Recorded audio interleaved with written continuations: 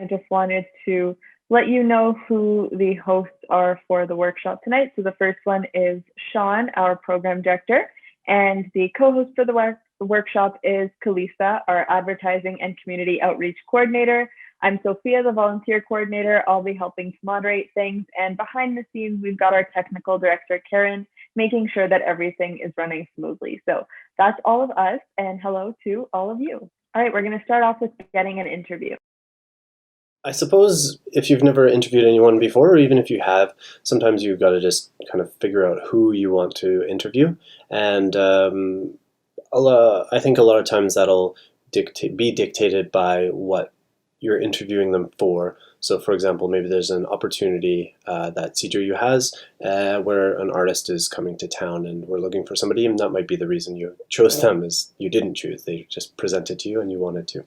But if you are looking to do something on your own, there's a few great things to keep in mind.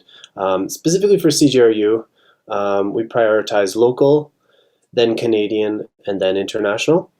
So we want to give our people from where we are, our communities, kind of the publicity that they might not get anywhere else.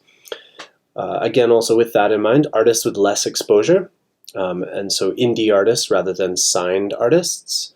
And there's different levels of both of those things. It could be a brand new artist or a friend who's never performed. That could be considered indie, versus maybe a band that sold, thousands and thousands of albums, but they don't have their own record label, and so they would also be considered indie. And likewise for signed, there are indie labels and major labels as well. So definitely less exposure on any of those spectrums is going to be preferred.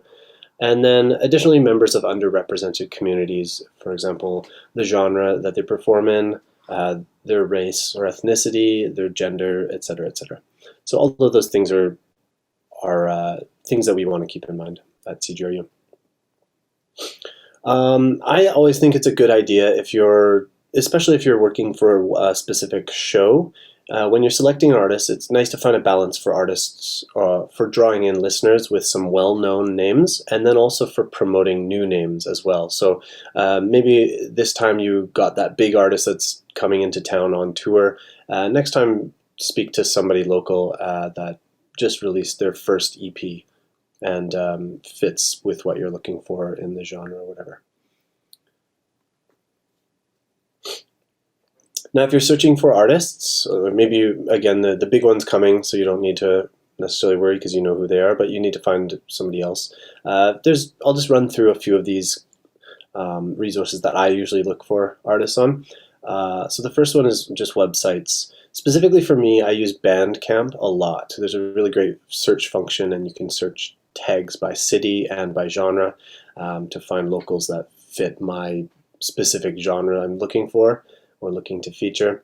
You can also contact artists directly through that site. The other one is SoundCloud, and SoundCloud, the search function is, I think, a little less refined than Bandcamp, but it works in just the same way. And it'll send a DM versus Bandcamp sending an email. But that said, also, those are the two sites that most artists will have one account on. There are a few others, of course, but those two are almost, I'd say probably 95% seem to have one of those. Indie artists, anyway. From there, you can also look at local zines, music news, and blogs. For example, exclaim.ca. They also, you might have seen their magazine around the city because they put them out. They're free. They look like a newspaper. Spillmagazine.com, nowtoronto.com, CBC Music, etc. All those places can be great sources. If you're looking for a concert, maybe sometimes you can actually get access to the concert for free, actually, if you're providing some publicity. If you want to do that, speak to the music department or myself at CJRU, and we can try and hook something up for you. But otherwise, if you know they'll be around, that's a great way to look for artists to interview as well. And then finally, of course, artists on CJRU.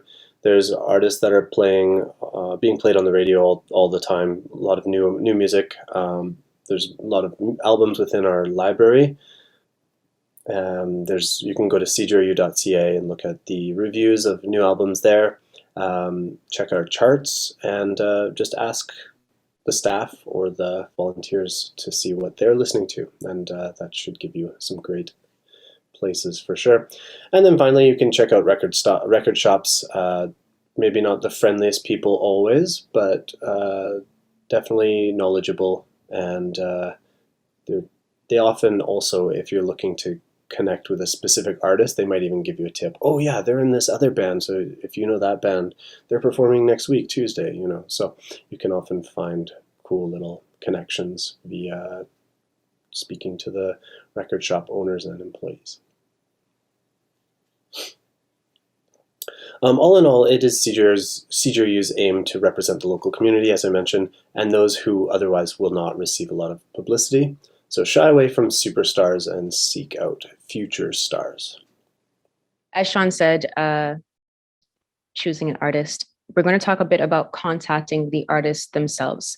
So once you've chosen the artist whom you want to interview, the next step is to contact them and ask them for an interview by emailing them.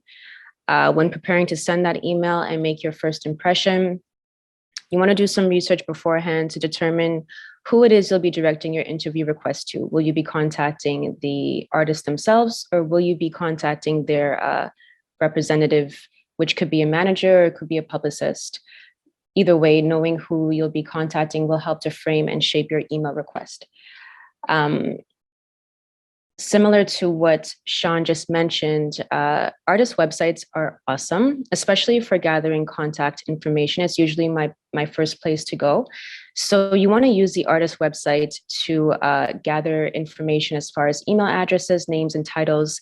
Please do not DM artists on IG or on Twitter or on Facebook or any other social media platform. There is an exception to this, and it's something that I've practiced before.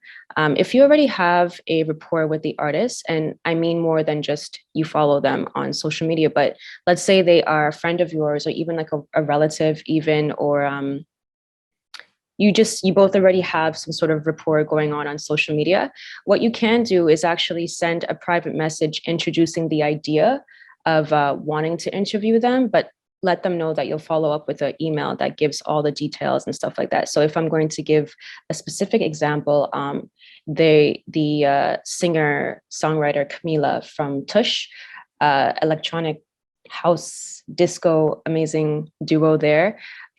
She's a friend of mine, and we had an opportunity here on CJRU that I wanted to share with her to apply for. And that's a perfect example of that. I just shot her a DM like, hey, there's a opportunity that I think you may be interested in. If you're interested, let me know. I'll send you an email.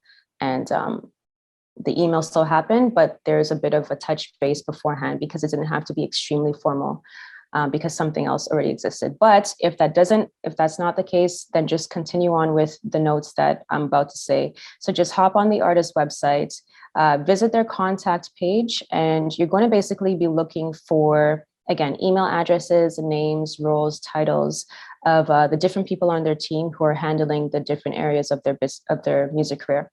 Again, this will help you determine who you'll be contacting and arranging interview plans with.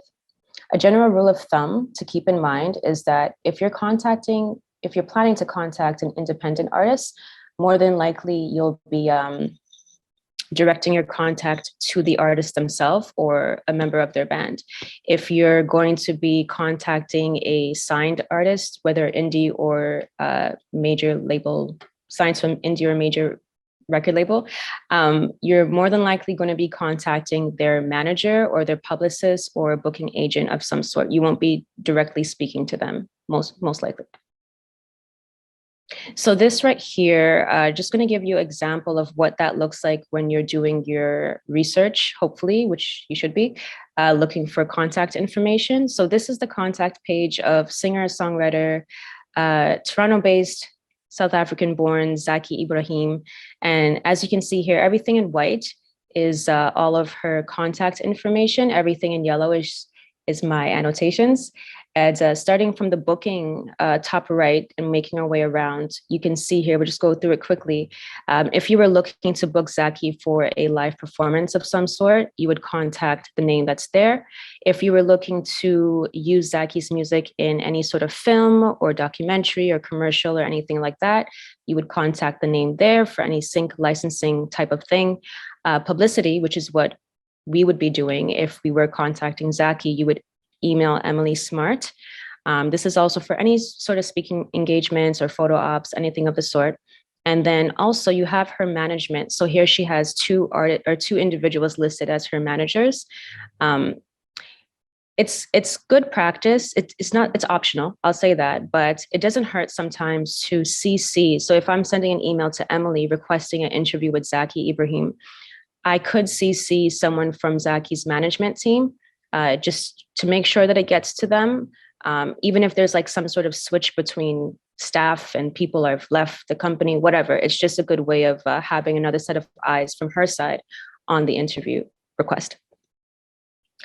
This is the website of an independent artist, and you can see that there's one address there. So this is Janice Jolie, singer, songwriter, poet, amazing, all around amazing person.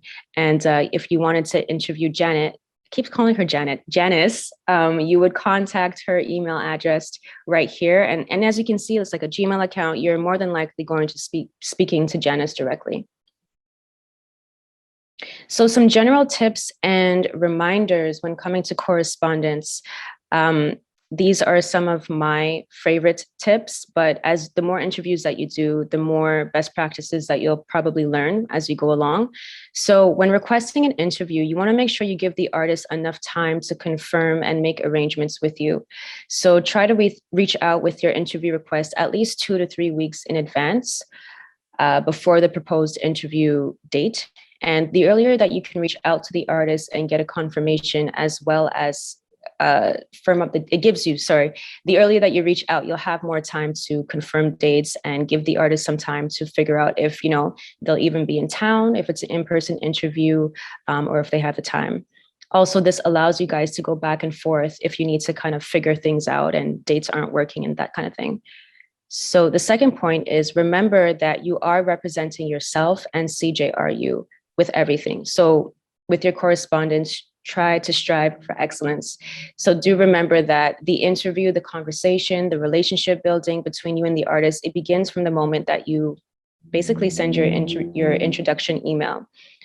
Don't wait until the cameras are on, until everything is rolling to, be like just a decent human being. Just do that from the beginning. Be kind. Please and thank yous. You're welcome. I appreciate it. Manners, they go a long way. And they do actually, they can make a big difference between an artist that will work with you again and an artist that won't, and how they speak about you to other people in the industry, especially if this is something that you want to continue doing. It also helps to translate positively into your interview, the way that you guys correspond beforehand. All right, so also be confident and well organized. Organization is key. Artists and managers, they can quickly tell whether you've done your research and if you've put the time into preparing for this interview or not. As for the confidence, yes, you're asking for the artist's time and you probably are a big fan of them, but don't forget that, you're also pretty awesome too. And your show, I'm sure is as well. Don't be afraid to sell yourself and not feel that you have to downplay yourself in any way. Next one, be prepared for the unexpected. So cancellations, reschedules, changes to the interview method, etc. This is really just another way to remain organized. Of course, we can't tell the future. We don't know, anything could happen between the time you book your interview and the interview itself. But the more planning that you do ahead of time can really help navigate things smoother if some emergencies come up. So for a quick example, if you were doing an in-person interview at the studio, at CJRU's studio, a good rule of thumb is to maybe just book some extra pocket time, even if it's 30 minutes before and after your interview, just to leave room for any delays, anyone running late, anything of that sort. If you're having an outdoor interview, let's say you guys were going to meet at a park, it starts raining or hailing, because we're in Toronto and that happens sometimes, you're going to want to make sure that you have some cafes and stuff nearby so that you can easily relocate if necessary. And the last one, be mindful for different time zones when contacting the artist and proposing dates. So if you know that this is a local artist, you're generally safe to use our Eastern Standard Time. But irregardless, when contacting the artist, please avoid sending emails overnight. First thing in the morning or a reasonable time in the evening is good. Also, when providing dates for your interview, you want to make sure that you go into it with a general idea of like the month, even the week, even a few days. But during your current correspondence, you can use that time to decide on a time and make sure that 5 p.m. their time is 5 p.m. your time, or it's just not some time that's like not 3 a.m, unless you want to do that. All right, so anatomy of an email. The email that you send out to the artist or artist representative should consist of these 6 elements. So the first one, sender recipient information. That includes the from, the to, the CC, BCC, subject line fields. And then there's the greeting line, the introduction line, followed by the body, outro, sign-off line, and the signature. So this is just an example of what that can look like. We'll just go through it pretty quickly. So sender recipient info, this is if we're using Zaki as the artist that we've chosen to interview. So as you can see, from is my address, to is to Emily Smart. I've CC'd both Sophia and Sean on this email. Rule of thumb, again, especially if it's your very first interview, I would say get in the habit of CCing at least one CJRU person, whether that's Sean, Sophia, whether it's a host that you're working with, if you're not the host yourself, even if it's a co-host, CC them so they're on the list as well, so that you have an extra set of eyes watching in from CJRU side. And then the subject line. So here I have 3 different things going on. I've identified who I am by listing CJRU 1280 AM. I've included the interview request, and then I've also included Zaki's name. So another good habit, instead of just putting CJRU alone, the fact that the whole call letter is there and even like the AM dial lets Emily know that, okay, this is an email, this is a radio station that's contacting me right now. It'll also help avoid your email being flagged or for spam or anything like that. Moving forward, we have the greeting. I have good morning, Emily. You can put hello, hi, good day, anything along those lines. Then we have the intro line. So here there's 2 lines. It's the intro line, but there's 2 sentences. The first one here, I've introduced myself. Specifically, given my name. I've also put that I'm the host of the radio show, The Intersection. So right here, I've introduced the platform or the show that Zaki would potentially be featured on. And again, it ties everything together. Lastly, on Ryerson University's campus radio station, CJRU 1280 AM in Toronto. So here we're giving some additional detail of who CJRU 1280 AM is. We've also tied it to a city. Remember that the person that you're reaching out to, whether they're local, national, or international, may not even know where this is. So you just want to give a city to tie everything back together. And then the ask, my favorite part of the email. Always make sure that you put your ask at the very beginning, not at the end. It's something that we all can get into the habit of doing. I do think that it's easy to want to kind of sell yourself, and then at the very end, put an ask. Do it the other way around. So that right off the bat, the person who's receiving the email knows why you're emailing them. And then you could add all of that extra stuff after. So I've put, I'm contacting you today to inquire about featuring Zaki Ibrahim on our show next month through a pre-recorded Zoom interview, or if comfortable, in-person interview. Here I've also included right off the bat the method of how the interview will take place. And I've given them some options as well. So next, moving on to the body, there's a few different things happening here as well. Quickly, I've given just a basic background of what the intersection is so that the artist has an idea of the nature of the show or the article that you're creating, whatever. It doesn't have to go, you don't have to put your whole bio, just put like a simple one-liner would work. So the Intersection is a weekly live program that highlights the music created by Black, Indigenous women of color based in Canada. Zaki is an artist who my listeners love hearing regularly, and I'd like the opportunity to speak to Zaki in depth about her latest album release, Show, as well as any projects or endeavors that may be in the works. So here I've given a bit of a why. This is optional, you don't have to do it, but I've also given Zaki and her team some information that, hey, they have a following here on our radio show, on this radio show, and maybe a bit more of an incentive for her to join in. One thing though, don't lie about it. If your listeners don't know this artist and they're not begging to listen to this person, don't make it up. It'll only come back and bite you. So just be honest. If there's nothing to say, don't say it. Also here, we've included kind of like the reason why we want to interview the person. So you can include, really want to talk to you about your last performance or your performance that's happening here in Toronto, anything along those lines, so that the artist has an idea of what the interview is going to be about. And lastly, another very important thing, we've offered some dates. So depending on Zaki's availability, I'd like to conduct the interview sometime during the week of September 5th to the 11th. Do any dates within that time frame work for Zaki? So again, go into it with a month, with a week, but leave some flexibility so the artist can get back to you. And lastly, thank you for your time. I'm looking forward to hearing from you soon. And it does say best regards, Kulisa, but you can't see it because it's cut off. And lastly, your signature, very straightforward. Just put your name, make it look official, make it look professional. And if applicable, you can add your hours that you're online so the person knows when they can expect to hear from you. So far, everyone is good, but Sean, did you have a question or something you wanted to add? Yes. I don't know. Any examples of last minute changes you've had to deal with, Kulisa, with an interview? Yes, more so just because like the place was closed. It was like a cafe situation and it wasn't. Google lied to me. They told me it was open and it wasn't open.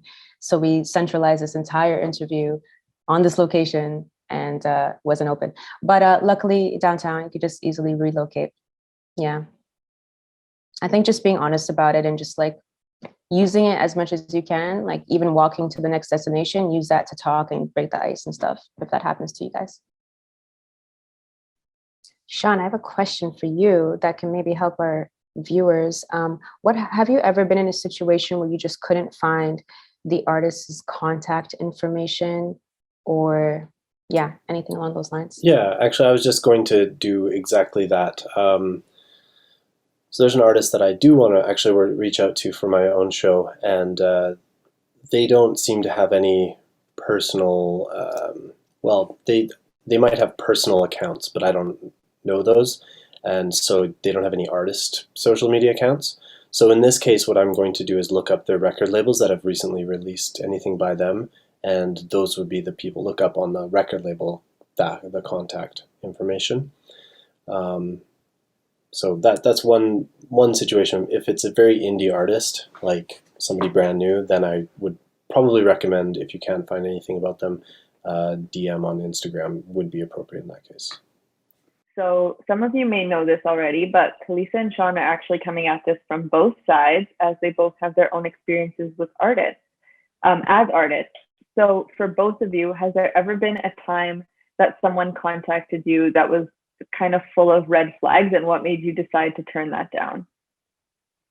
I can say not for an interview, but a random DM to my artist account that says, "Hey, are you able to play this show in Boston?" Or an email that says, "If you like sign up for this and like pay, we'll submit your name into these talent show contests, blah blah blah." Yeah, those definitely know those. Did you play the show in Boston? No, I was in Lethbridge without a car at the time. Gotcha. Okay. Yeah, similar to Sean, as far as the hey, like pay this and you'll perform in front of millions kind of thing. That promise. But usually before when emails would come in, I'd always do my research. So if they said they were from this company or whatever, I'd hop on. I wouldn't even respond. I would just go and search and make sure it's legit. And if I got a good vibe, then if not, then. Sean, what do you think about Bandcamp contact pages? I've never actually used one. They can be good. Sometimes sometimes it'll come up with a contact form, and sometimes it'll actually just direct you to their email address. So it's a good place to look, and again, it sends an email to the artist. So yeah, they will get a notification as long as they're checking their email. If they're indie artists, you can't count on anything necessarily, but I don't know. Some artists are pretty flaky. Just be patient a lot of times, and maybe a month later you might get a surprise response. Asking me honestly might be a good bet. Or Elissa. Elissa has a long history with CJRU. Elissa is a station manager, so you might not have met her specifically. Maybe you have. Anyway, she definitely knows what's gone on in the past. If you have access to airtime, if you search through what is in our broadcasting system, sometimes you'll see that an artist has done an interview or a feature or something, if people are labeling things appropriately, which I always encourage. Do you guys think it's a big deal for an artist to be interviewed on more than one show at the same station? I think it really depends. I'm the type of person that really prefer, like, there are so many artists, and I love to give everybody an opportunity, if you know what I mean. So if you're often going to the same artist, I think there's a lot of others out there that deserve some time as well, and it's really hard to say, especially with, I think CJRU has a rather huge volunteer base, and so it's hard to know who has and hasn't, and the music department might have some record, but the nature of our music department is also a little bit tricky for that type of information being retained over long terms. So I think if you ask, it's going to be the best way to go about things. What were you going to say, Kalisa? Sorry, Sean. There's a pause of that. Sorry. I think, I agree. I agree with that. I also think, just to elaborate on that point, I think avoid it. Like if you do come across the knowledge that someone has already interviewed them, I think it's fair to like just look for someone else, because it's, when you think about it from the listener perspective, it's essentially probably going to be more or less the same questions, the same kind of narrative being told again. Unless you really have a total different spin that you have, maybe that's something you could talk to Sean or Elissa about. But yeah, I think with that said, also giving enough time between the opportunities can kind of eliminate some of that as well. I've told, there's one volunteer who interviews lots of people, and I usually recommend at least 6 months go by before the person is re-interviewed. And I usually say wait until they release something. Let's talk about preparing for an interview. All right, so super important to be prepared. There's a lot of examples I can give you from some from my lack of preparation, and sometimes from throwing somebody into the booth last minute. Hey, do you have time right now? Can you do this interview? And it's usually an awkward situation to be in if you're not familiar with the artist. So in any case, if you're planning for an interview, be somewhat familiar with their work, whether that's, both their current work and their past work. If it's a band, knowing a little bit about each member can also allow you to go in depth with individuals too. How you can do that is researching what's available online. Most artists nowadays have something online, some internet presence. It's very strange to have an artist that doesn't have some. So specifically looking up previous album reviews, articles, and mentions just by searching their artist name or the last album. Looking for their public profiles and their social media descriptions. That said, be careful. Certain artists might have very similar names to other artists, and you can really confuse yourself with if you're looking at the wrong person. Review older social media posts as well. You can often find some pretty interesting things from their earlier career if their posts are still up from a long time ago. I also really recommend listening to previous interviews. So if you search on YouTube, find an interview of them talking if that exists. There's a few things that it does. You can find pronunciation for their names. That's actually one of my go-tos. If I'm not sure how to pronounce a name, I'll actually look for them introducing themselves on an interview on YouTube. You can find subtle details and specific info to follow up on that might create for a more interesting discussion. Definitely avoid being creepy when you're researching and preparing your questions. So a question like, how was growing up in London, Ontario? That would be appropriate. Whereas, how was growing up at 434 Moore Street in London, Ontario might be a bit awkward for them and concerning. I read your post saying that Shad was at your first concert. How was that? Versus your childhood piano teacher was named Mrs. Anna Lee. There may, there's a difference there. So. I would recommend considering to ask questions also by other popular interviewers. So let's take a look at some of, I think, great examples of interviews. The first one is Sean Evans. Maybe you know him from Hot Ones on the First We Feast YouTube channel. And he's consistently gets exclamations from the guests about his interviews. So we'll play one here. You're a good guy. Next pick, we have Wale with fellow DC icon Vernon Davis, who is also in the Sabotage video. Mm-hmm. If I have my shit right. Yeah, this is great research. If more people did their research like you, I promise you, I wouldn't have. You wouldn't be going. I wouldn't have many. These outbursts would be far and few between, for sure. I appreciate that. Whose opinion do you respect more, Anthony Fantano or DJ Academics? Y'all they can do it. We not gonna slow clap them. His questions are good though, and I do believe that you care about the culture. I do believe that. I'm sure, and that's not being sarcastic. I think you really care about the culture. Some people are in it for personal gain. I think that's a great point to end on. Some people are in it for personal gain. I think overall, any artist that's going to give you time is in it for their own personal gain generally, and so it's beneficial to keep that in mind too. If you can give them something, they'll give you something, and if it's promotion and interview on the radio, that's what they'll do. Next up is Nardwar. He's super famous. You might know him or have seen him. He also is the host of a radio show that's been going since probably the 80s on CITR, which is the campus radio station at University of British Columbia in Vancouver.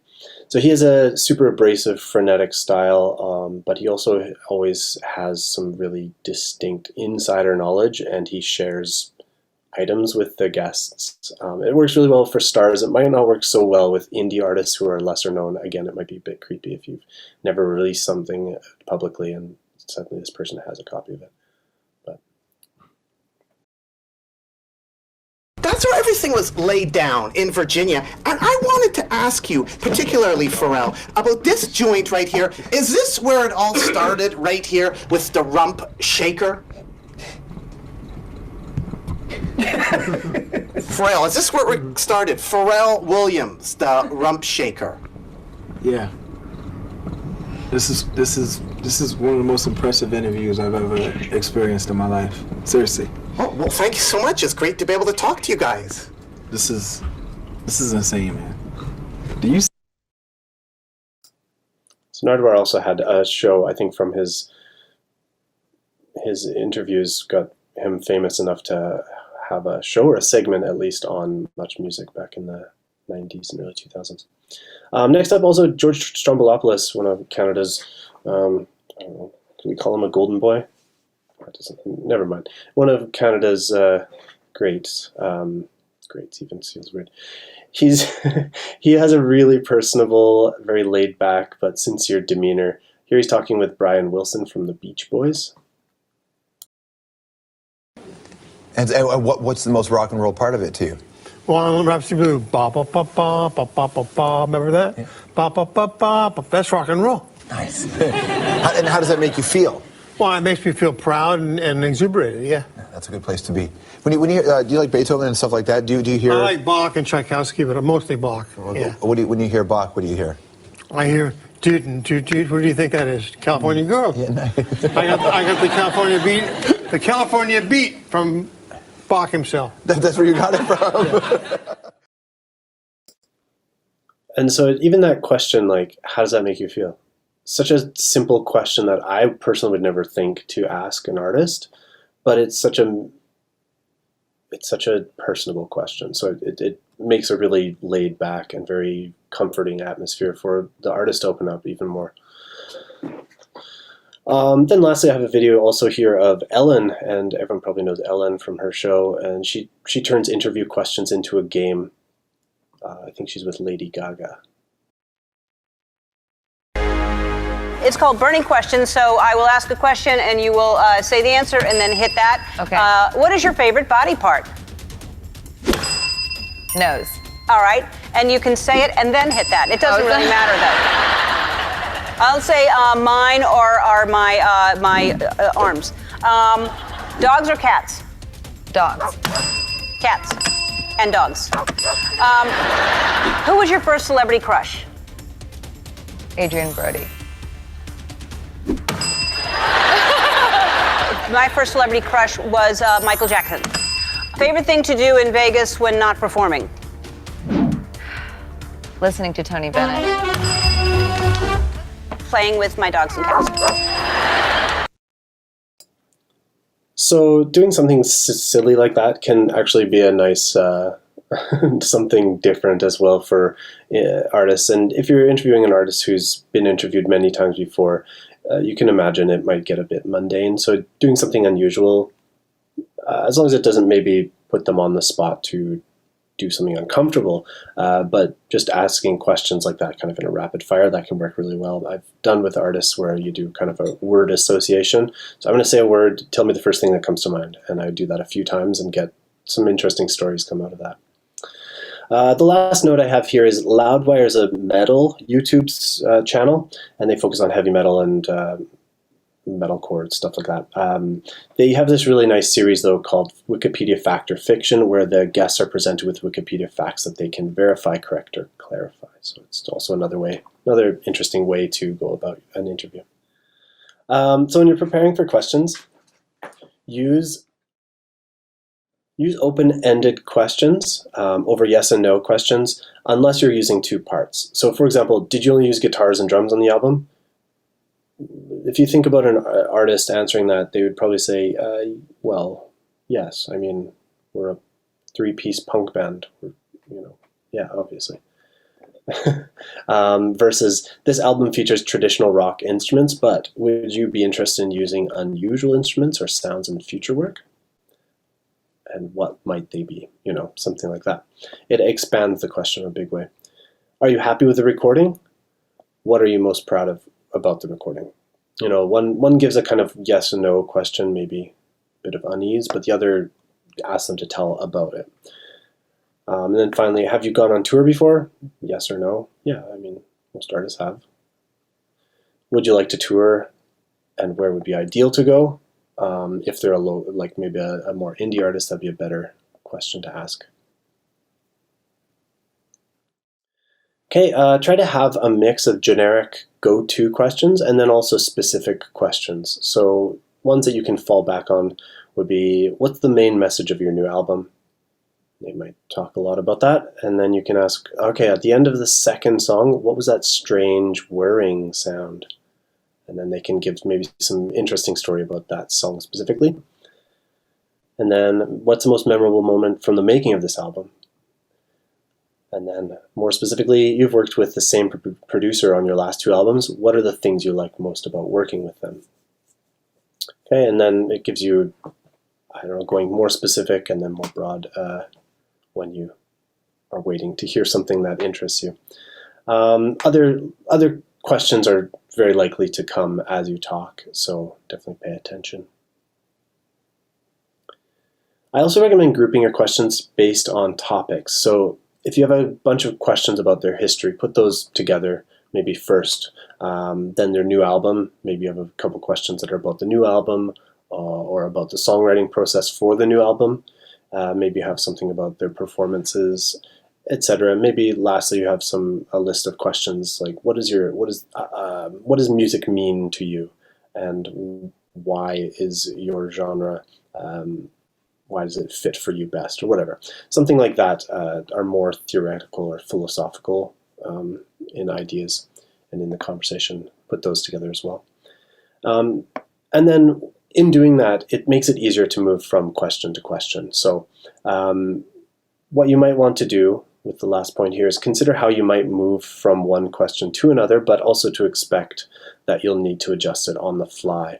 And so having those questions grouped together will keep things succinct and not having to jump around. Okay, now this is important technical preparation for your interview. Depending how you're doing it, if you're doing it on Zoom, if you're doing it on in a cafe with a portable microphone, if you're doing it in studio, you need to know what device you're using and how to use it properly, right? There might be situations where you have a producer alongside somebody who does more specifically know the equipment, and they might be able to provide that technical support. But you still need to know, how to use the mic, what wind protection to put on the microphone if you're recording outside, and things like that. Each of them have drawbacks and advantages, but definitely your goal is to capture the highest quality audio. Okay, and in virtual interviews, you can ask if the guest is able to record themselves where they are. So I'm going to record my voice here. Are you able to record yours? Following the interview, they will need to send you their audio recording, which hopefully, if you're doing it this way, they'll be prompt about it, and you won't need to wait too much. But the good thing about that is then you have two separate files of very clear speech, and you should be able to kind of line them up, and you would have a very clear recording of both voices rather than one digital voice with connectivity issues and one clean of yourself too.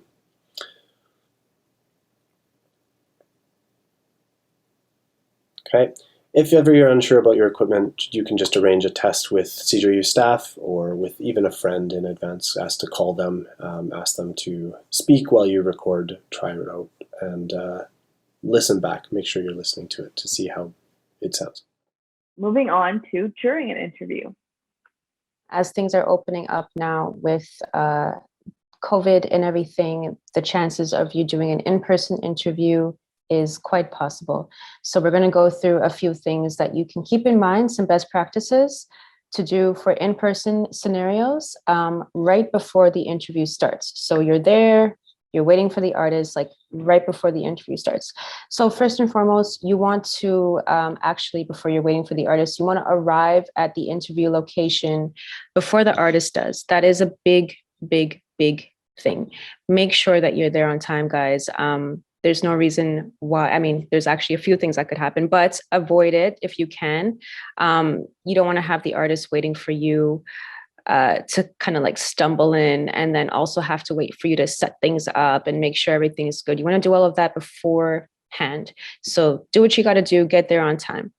If this is an on-site interview at CJRU's office, some of the things you want to do is ensure that all the studio equipment is available and working. So if you're going to be interviewing more than one artist, test out each of the mics, test out all of the headphones, make sure that your mic, your headphones are working, make sure everything is good to go. And also ensure the studio is tidy. That's kind of something that I think we may overlook because we're, excited and in the rush of things. But make sure the studio is tidy just in case the person before you didn't leave it clean, which you should. So always keep the studio clean. And if it's an off-site interview, I'm going to use a cafe, for example, secure a quiet spot for the interview to take place. So again, arrive there early, give yourself enough time to get a nice quiet spot. Same thing, make sure that it's clean. If there's any crumbs on the table or whatever, just clean it up. Ask a staff member if they can just give it a quick wipe down. Be respectful, be kind.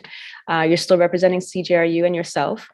So you should always do that. Also, on that note of staff, you want to give a heads up that you'll be conducting an interview and occupying one of their seats or a few of their seats if there's a band for some time, and also ordering some items. Definitely prepare for that as well, even just for yourself. It's not that you have to have rounds on you like the entire time, but just, you're in a business, so just be a good person.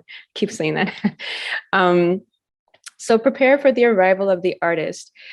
Keep an eye out for messages, calls, emails, anything from the artist or the artist rep, just letting you know they're stuck in traffic or they're not coming. That could happen too. You just want to make sure that you're glued to your phone as well as you're doing everything else. Also, another big thing that I do think is actually very, very helpful is to prepare to meet the artist outside of the location. So if this is at our studio, just hang out in the lobby until the artist comes. And as soon as they come to the door, you can introduce yourself. You can, just guide them to the studio, because it is a bit, if they've never been there before, it can be a bit complicated to try and do that over the phone or by text or by email.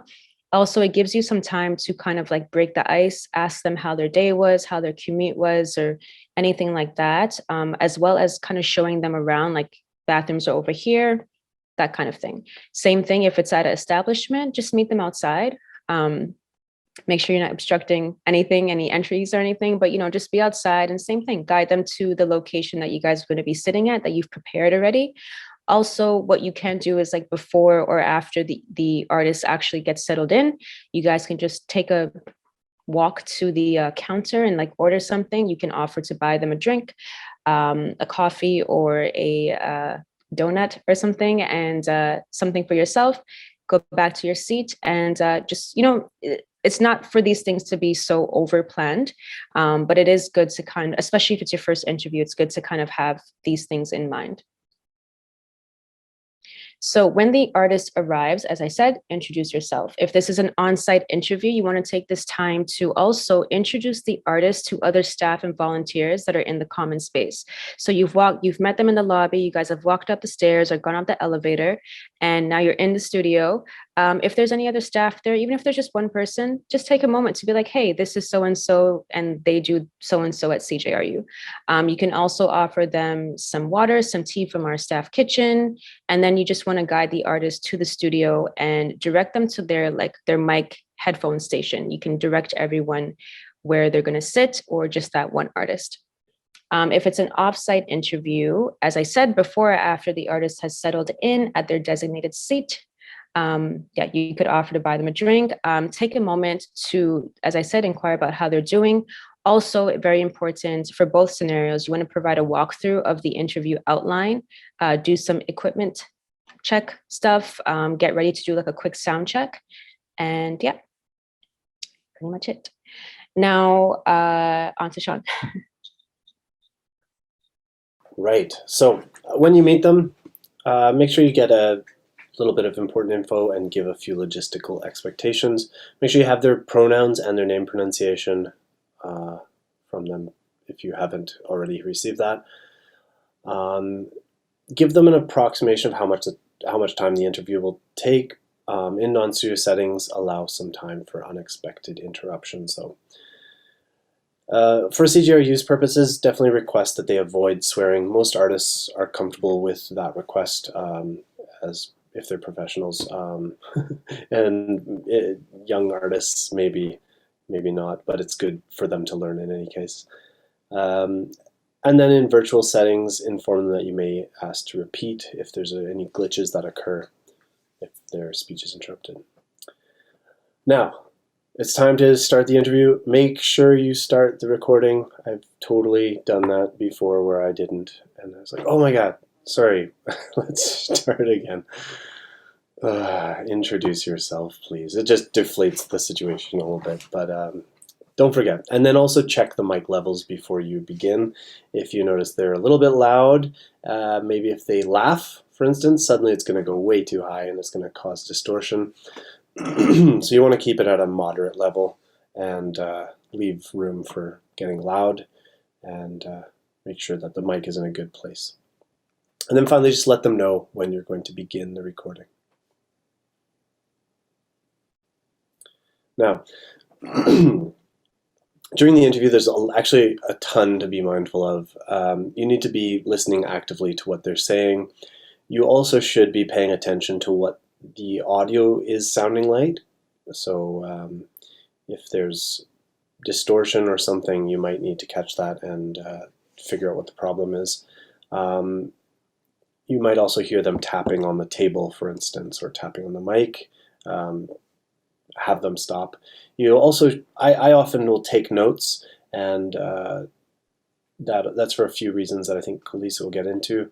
And as well, I'm thinking about where I want to go next. I'm thinking about what they just said and what transition I can use to get to the next question, while always observing the conversational flow. It's good if it feels natural, but there's all those other things that you need to be semi-conscious of. If you have a producer like helping you out, then you can split some of that, like the technical listening part of it they might do, taking notes they might do as well. But in any case, being in interviews is as much about being flexible within a conversation as it is about asking good questions. All right, so we've talked about, Sean has talked about best practices for preparing your questions. We're going to talk a bit more about asking your questions, because that's a whole other ballgame. So first and foremost, before you dive into your questions, allow the artist an opportunity to introduce themselves at the beginning of the interview. Not only does this allow for good sound bites potentially when editing, but it does give the artist a chance to introduce themselves in a more informal way instead of you just kind of reading off their bio verbatim. So just add some depth. Also within that, I mean, by now you should know their name, but you want to be sure to use the artist's name when directing questions to them. So for example, if we're using Zaki again, that could sound like, so Zaki, how do you divide your time creatively between making music and performing in South Africa and in Toronto? Personally, I think this simple gesture, it does allow for there to be a bit more warmth to your interview, a bit more, make it sound a bit more conversational, a bit more natural. It also gives off like a certain air of confidence to have you directly call the artist by their name. Don't do it every question, but just incorporate it where it feels natural to, and don't be afraid to. I think, again, the more interviews you do, the more you'll find your tone and your own style. Don't forget that this is a conversation. On that note of conversations, allow room for natural back and forth communication. Use your questions as a base or foundation for guiding the interview, but don't forget your personality in the process. So don't be afraid to go off script and ask questions that come to mind just organically. Try and think of it if you're talking to a friend, naturally what happens. You laugh when things are funny. If something pops, the person says something and a question comes up, you'll ask. So of course, you want to make sure you're not interjecting or cutting the artist off, but try and incorporate some of those conversational skills in your interview. As Sean mentioned, flow is such a big thing. And I know you're already doing so many things as an interviewer, but within that, you do want to be an active listener, as we talked about. Pay close attention to the response of the artist as they're speaking. Use the artist's responses to build up follow-up questions and topics that you're intrigued by. So this is a huge determining factor of an interview that flows and one that doesn't. It's so easy to take that time that the artist is speaking to think of your next question, which you have to do, but you don't want to be doing that so much that you're not even paying attention to key moments that you could build on the conversation because you're listening to the artist. So now when asking questions, we do want to talk a little bit about bands and multiple artists, because it can be definitely a little bit daunting, but still possible. So don't feel intimidated. So when interviewing multiple artists or a band, take note of the members who are more outspoken than others. I promise you will come to learn that very quickly, who is more comfortable speaking and who's not. Even if you do some research, as Sean mentioned, and look at other interviews of that band, again, you may see a pattern that it's always the drummer that's always speaking, or it's always the front person. So just pay attention. when you're interviewing multiple people at once, don't let them speak over each other. So remember that you're guiding the interview, and you don't have to guide the interview by speaking a lot and being overbearing, but you can guide the interview by your questions and when you interject and how you guide things along. You're in charge. It's your interview. So some things you can do is, again, using names to direct your questions. That will help avoid artists talking over each other. So, again, coming into it, knowing that you have specific questions for specific members is very helpful. Also, if you have general questions for the band, you can still direct it to like, okay, so you have a general question. Okay, guys, so I have a question for all of you. Here's my question. John, let's start with you. Like, what's your answer? And then you can decide who you want to speak next. Something that can help too is in that moment when you're giving like a rundown of how the interview is going to work. I've done it before with bands where I'll tell them ahead of time that if I have a question for you, I'm going to ask you directly. If I have a question that's general, I'll call on you so they know to wait on me. Usually it works. So that's just something that you keep in mind. As I said, make it clear when a question is geared towards the entire band and when answers are up for grabs as well. Sometimes you may have a question, maybe it's like the very last question and it's like, okay, I'm just going to throw it out there, whoever answers first. Again, just pay attention to the flow of the interview. Lastly, if you notice that the band has a lot of like inside jokes or like obscure references or they name drop, you can find ways to still incorporate that into the interview rather than just sitting there awkwardly and waiting for them to finish. So some things you can do is like, oh, really? Like, actually, tell me more about that. I think our listeners want to know more about that situation when you guys got stuck in the elevator, like something like that. If they name drop, you can ask them, well, can you actually give our listeners a rundown of who that person is? Like, how'd you guys meet? That kind of thing. For those who don't know, just remind them. You can find little tactful ways to remind them that they're on air or that there's people listening to them, because sometimes they may get kind of caught up in their own worlds and forget that they have people listening. So, most importantly, they're your guest. Focus on them. Don't focus on yourself. It's not you who needs to be talking. It's you who need to get them talking, in fact. So be present, but make sure that they're doing that. In a 30-minute interview, I'd probably recommend maybe around 5 minutes of time asking the questions. So, I mean, that's maybe, I don't know, what is that, 30%, 20%? Aim for 10 to 20% of the time you're with them, you're talking. And mostly leave it to them.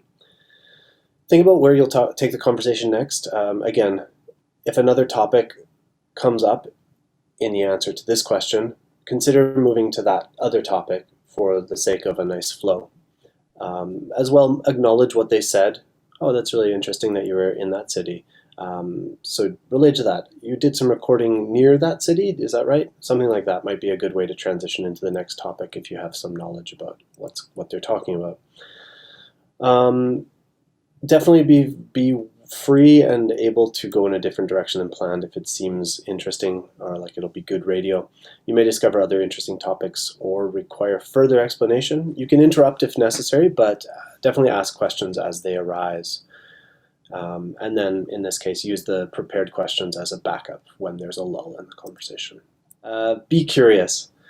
Don't assume that you know what they mean. Ask them about it. If you find things interesting in what they've said, ask them.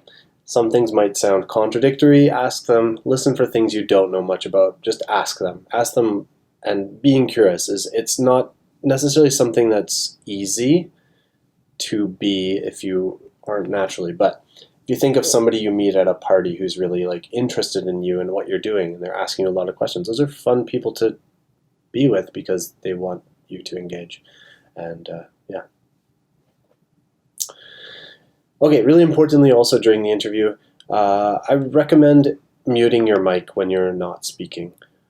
The reason being, just even now, Kalisa and Sophia, everyone has their mics muted. It just prevents interruptions. As well, if you have to cough or something, it'll allow for you to do that quietly to the side. Something like that. Anyway, Take notes. So I thought Kalisa was going to mention this, but it turns out I'm going to. Take notes, mark the recording timestamp, like at what point in time of the recording is this happening, and it makes for way more efficient editing. You can take care of these things really quickly. So key points or the new questions as they come up. So take notes if you want to ask something. Oh, I could ask about this. If there's a swear, you can mark down the time. If there's a glitch in the recording, you can mark that down so you know where to listen back to see how bad it was if you need to remove something. And then also for unwanted interruptions as well. All right, so during the interview, avoid playing with or adjusting the mic once the interview has begun. It can cause all kinds of bad sound. And as well, if you're recording and then suddenly the volume changes because you noticed whatever, it was too quiet, it's a little bit harder to fix afterward if you're adjusting the volume, and it can also cause, depending what device you're using, it'll cause clicks to appear if you're pressing the button. There might suddenly be button noises. It's good to verbally agree, yeah, okay, right, oh, that's interesting, but doing it too often is going to be a negative and detract from the audio. Laughing loudly into the mic, similarly, interrupting them unnecessarily. As well, again, overly long passages about yourself and your experiences, unless they really pertain to the conversation, and if they do, be as brief as possible.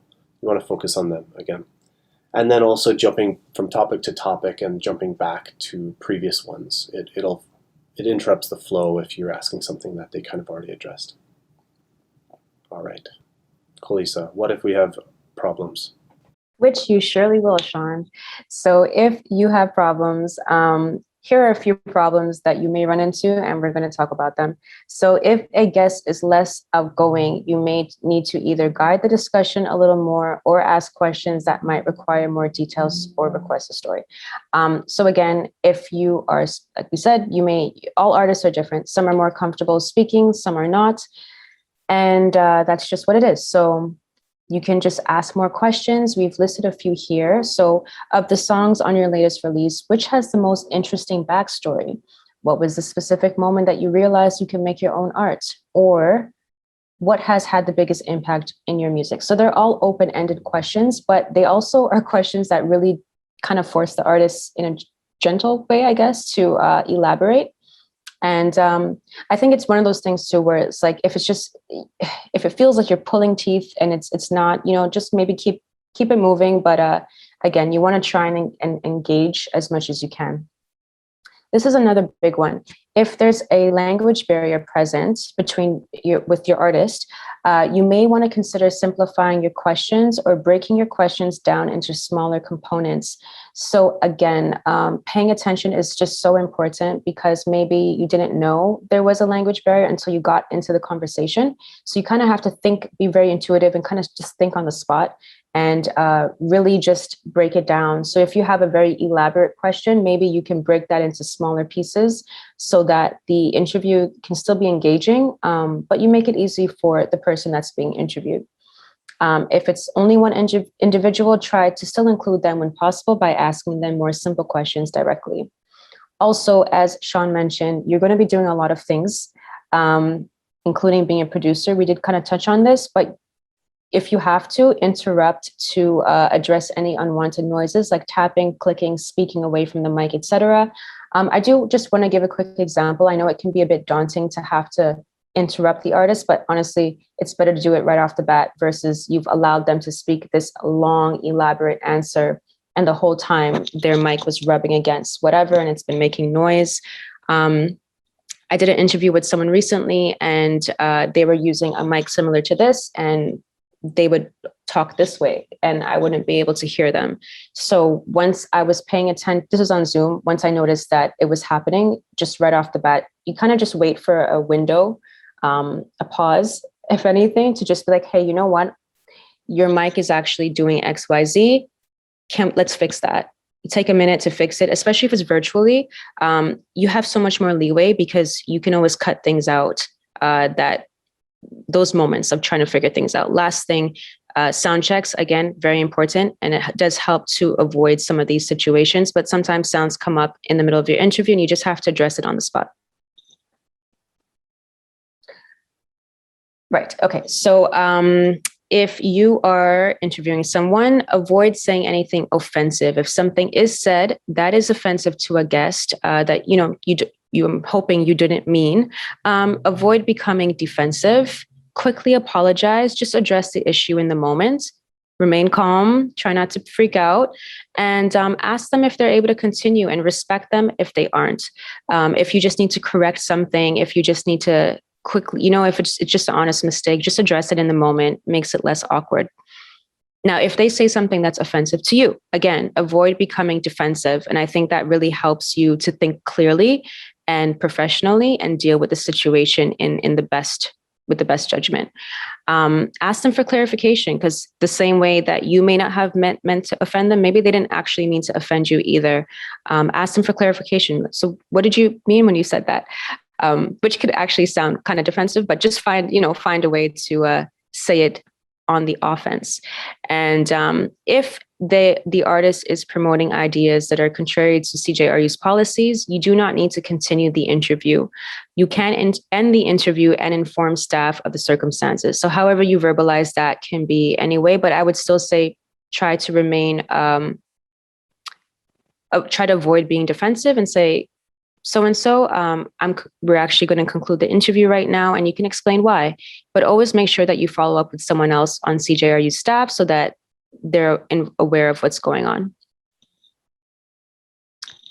And ultimately, it would depend on the guest and the format of the program.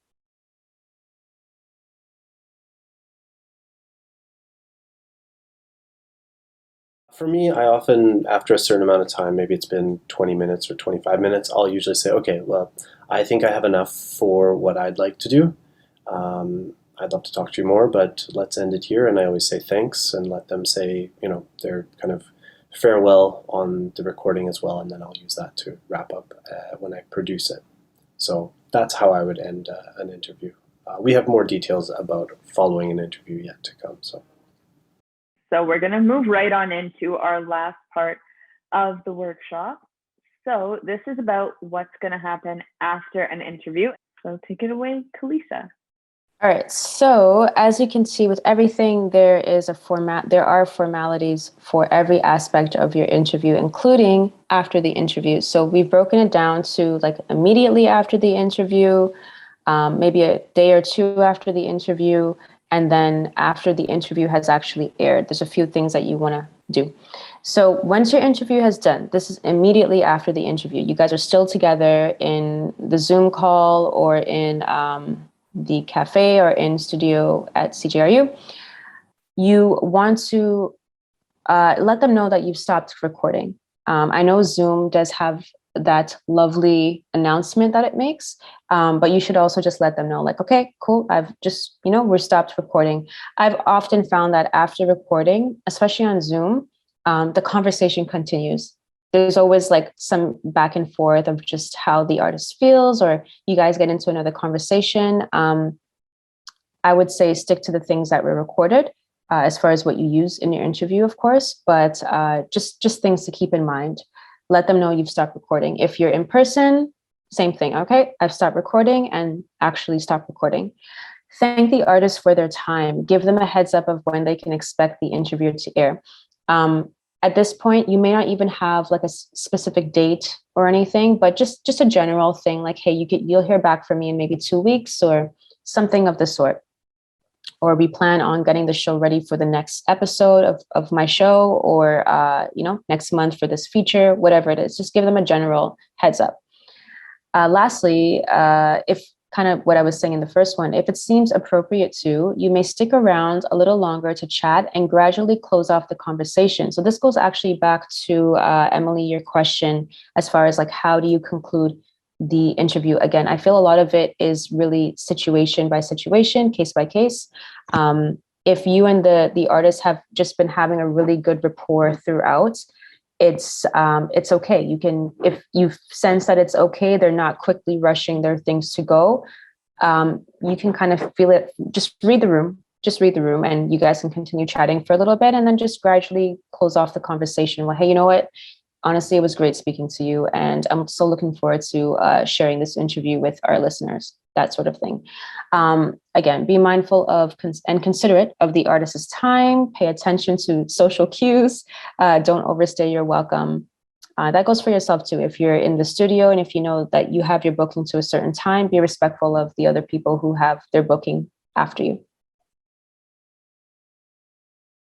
So after the interview, but on the day of the interview, so you guys have parted ways.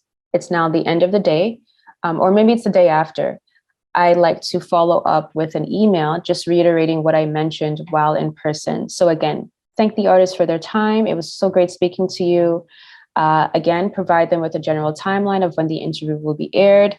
As mentioned, you can expect the interview to air in the next week or two. Let them know that you'll follow up again closer to the date with an exact date and time of when the interview will air. This is a great time to include any links or promo material. So at this point, you've edited your interview and you know that, okay, this is going to be ready to schedule tomorrow at 5 or 2 days from now. You can send them an email with links to how they can listen, as well as any promo material. So if you've decided to go the extra mile and create some sort of graphic that they can post on social media to promote, that's always a great thing. It's so much easier for the artist to have something that you've already created. And sometimes it actually works best. If any of you have met our station manager, Elissa, that was actually a tip that she had given myself, because I think for one of our programs for Live Off the Floor last year, which was a series that we did, we interviewed a bunch of artists. We had artists try to quickly slap something together, and they were definitely trying, but they would like mess up the call letter and put like CRUX and do different things and kind of get things wrong. So it just helps us look right, appropriate, and the artists get it right as well. So also keep note of timelines that you're providing and try to stick to them. So if you said you get back to them in a week, get back to them in a week. Even if you don't have much to update them with, just try and follow through with what you've said. After the interview has aired, you want to send one last email to kind of conclude your overall correspondence. In this email, you want to include an attachment or a link for the artist to download a copy of the interview for themselves. But make sure it's after it's aired on CJRU. Provide them with an opportunity for the artist to offer you feedback on the interview. This may sound really scary, but honestly, I think it's really good practice just to get to hear what the artist thought about the interview and if they have any feedback, because it'll only help you grow as an interviewer. Okay, so this last little bit is kind of all about producing and editing, and if you've done any work for me for CJRU 30 or for your program, you probably heard a lot of this before. So I'll just kind of go through it rather quickly, but it might be beneficial to hear it again. I always think I need to say it again. So first thing, definitely be accurate and consistent with your labels for your audio files. Use the dates and names. So for example, interview, Zune 2021-05-14.wave. You can see the image. That's actually how mine look. I have the artists, then the dates. I have what different individual files within those folders are and things like that. And that's just for until you lose it all or something happens and you can't figure out where things are, that's when you learn that lesson, but don't need to learn that lesson if you don't have to. And likewise, save a copy somewhere on a drive somewhere else so that if your computer crashes, you're still good. If you took those notes and the timestamps for when different things happened, you can really quickly address like the swears. There was that one swear, I wrote it down the time, it happened around 2 minutes, then you can go straight to 2 minutes, you can listen and find it. And sometimes just by deleting the swear, it works with like the sentence doesn't change. They just said, oh shit, and there was no need for it. Sometimes it'll actually have meaning within the sentence, and then it might be a little bit harder to get around, but consider whether you need it there. And what I often do is I'll put a blank, like just make the volume go down for a moment to at least blank out the vowel, so it'll be like sh, something like that. And then it's not as harsh, we can get away with it. But avoid airing swears in general. Likewise for glitches, unwanted interruptions, and that kind of thing. And if there's unwanted background noise that's really constant, you can use EQ or noise removal effects to do that rather easily.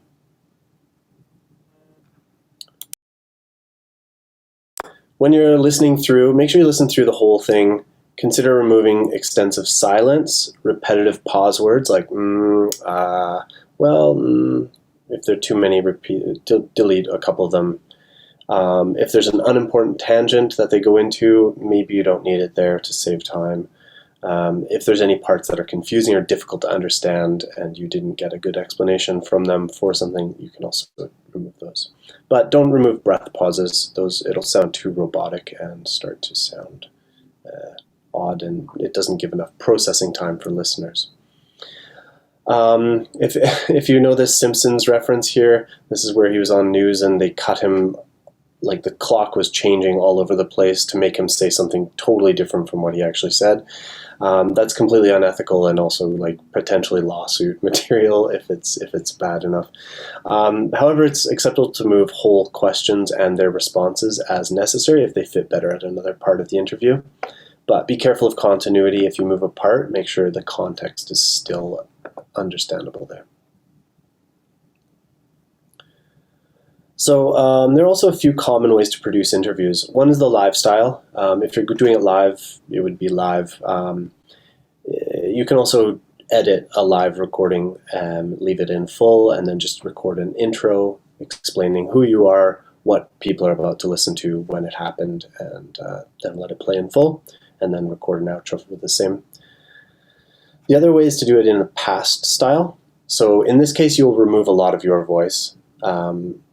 And you'll re-record your voice using the past tense.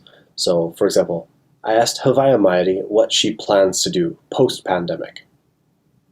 And then I would play her response to my original question. This allows for missing or supplementary context and details to be added as well. So, for another example, I might interrupt the interview with what they were saying to say, this reference that they made was to June 16, 2012, when Radiohead's Toronto concert had to be cancelled as a result of a stage collapse during setup. This collapse actually wound up killing the drum technician, Scott Johnson. And then from there, you can continue the interview. It gives the opportunity to let the audience know what's going on if there's something that they might not be familiar with. And then lastly, you can do a mixed style. So you might preface things, interject, but also leave your original questions in there as well. All right, so if you've done an artist feature, you know about this, or an album review as well. Play the songs because people will want to know what the music sounds like if you're interviewing a musician. So definitely one option is to just play a song at the end of the interview. Make sure people know who it is and make sure the lyrics are clean.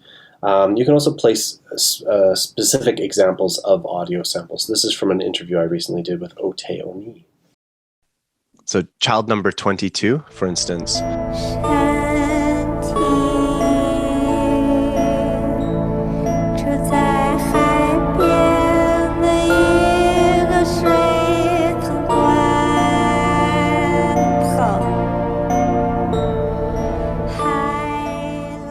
It has a very traditional sounding element to it. Is that a traditional song, or is it just intended to be a traditional sound? It is intended to be a song slightly tilted to, a child is born and it's labeled number 22. They always carry, an element of who I am and where I was born and, So using it as an example. You can also be a bit creative. I know I always say avoid jarring sudden stops in audio or starts. And there's one example I actually break that rule, but I try to do it in a creative way. So I'll let Sophia play this one. That actually brings me to the EP that you released with Pollinator, Do Not Let Me Off the Cliff.